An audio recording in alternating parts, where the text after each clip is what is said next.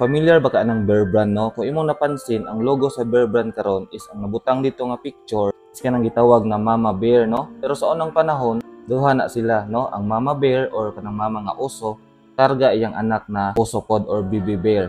Pero pangutana karon, nganong naotro ang logo sa Bear Brand? Tanang sulod sa tong video karong adlaw. Pero before nato natubagon is ato sang sayron ang kaagi sa Bear Brand. Kinsay nagtukod ni ini ug asa ni siya gikan.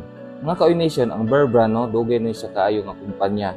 Gikan ni siya sa Switzerland. Ang founder ni ini mao si Cesar Ritz. O si Cesar Ritz siya ang nagtukod sa ilang kumpanya nga gitawag na Burmese Alps Milk Company. So kini siya dito sa Switzerland. Kini siya natukod kadtong 1892. Grabe na kayo kadugay mga ka-Nation. Pero sa paglabay sa panahon, pagka year 1895, dito nila giuna og tukod ug buhat or produce kanang gitawag na gatas. Diha na nahimugso ang Bear Brand. Pero ang pangutana karon sa ilang logo nganong bear man or kanang uso man ang nakabutang sa ilang logo. Ang tubag kay dito sa ilang lugar sa Bern, no, kapital sa Switzerland, is famous kaayo og sikat kanang gitawag na uso or bear. Unang dito nila gikuha ang brand na Bear Brand ug ilang logo pod ang naa dito is beer. Og sa paglabay sa panahon, grabe ang pagsikat na himang popular, famous kanang brand na Bear Brand ug nikalat siya sa tibuok kalibutan. Kini siya niabot sa Africa, niabot pud sa Asia, particularly sa Indonesia, Thailand, Cambodia, Myanmar, Laos ug sa Philippines. Year 1906, mao na ang tuig nga niabot sa Pilipinas ang Bear Brand ug kini siya gitangkilik pod sa mga Pilipino. Pag-abot sa Bear Brand sa Philippines, ang una nga nidawat sa ila ang kumpanya nga Lutz E. Kumpanya. Sila ang exclusive nga nagkuha o naga-import ang mga Bear Brand dito sa Switzerland ug gidala diri sa Pilipinas o ginabaligya sa mga Filipino. Pero kini siya napulihan ra pod sa kumpanya na Sprangley and Company. Year 1970, gi-acquire sa Nestle ang Bear Brand diri sa Philippines. Pero balik ta sa pangutana gayna sa sugod. Ang logo sa Bear Brand, ang original ana is na Mama Bear o naapoy Baby Bear. Pero karon nganong Mama Bear na malay nabilin? Ing ani ang nahitabo. Ang original na logo sa Bear Brand, no, is kanang gidrawing gyud siya nga original, no.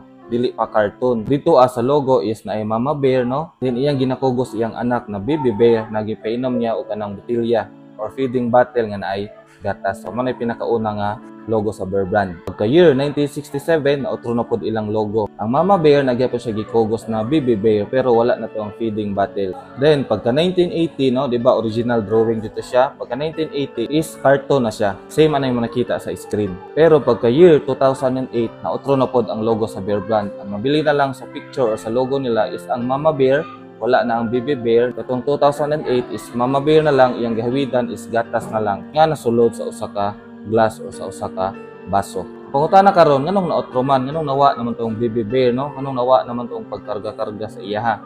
Ang tubag is katong sa Laos, no? Na sila'y gatas dito ang Bear Brand, katong gitawag na Bear Brand Sweetened Creamer. Nagkato siya, abi sa mga tao dito nga pwede pang substitute sa pag-breastfeed, no, sa mga bata. Pero kini siya, delikado man jud siya sa mga bata. Mao nang ang Nestle ilan na lang giutro o gibag-o ilahang kanang gitawag na logo. Kuha na tong bata nga gikarga nga painom og gatas. Mao nang ang ending karon ang mabilin is kato na lang Mama Bear ang naghawid og baso nga naay gatas. Kana siya nga logo, no, diri na sa Asia, no, apil sa Philippines. Pero sa ubang nasod outside Asia is padayon gihapon tong logo nila na naay Mama Bear nga naay karga na Baby Bear. So unta naghapon mi na-learn bisag gamay sa tong video karon mahitangod sa Bear Brand ug kini siya magamit ninyo sa unahan. Daghan salamat sa pagtanaw ug hangtod sa sunod.